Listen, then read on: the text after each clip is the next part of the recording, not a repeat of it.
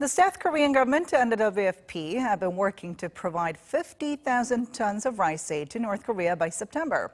But that plan could face difficulties, as the North recently expressed what's being reported as a negative view of the plan. Our Jung-hee reports.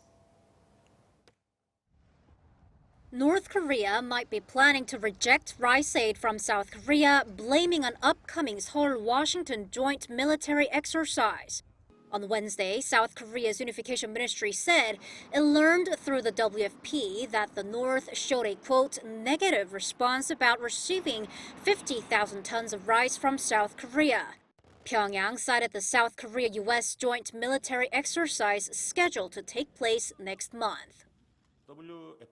We learned recently through consultations between the WFP and North Korea that there are such views in the North. The government is currently trying to figure out the North's official stance through the WFP. Seoul doesn't see this as Pyongyang's official stance. The view was only expressed at a working-level meeting, not delivered via an official channel. It is not appropriate for us to prejudge what's going to happen and to tell you what we do if the North clearly rejects the aid. But the government hopes the aid can be delivered on a humanitarian and fraternal basis to resolve the difficulties North Koreans face.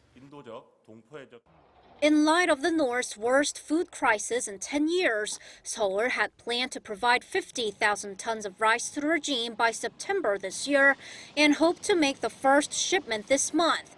Negotiations have been underway between the WFP and the U.S. on the exemptions that will be needed in terms of sanctions, and the WFP had started accepting bids from companies to carry out the delivery. It was the first rice aid to be sent from the South to the North in 9 years.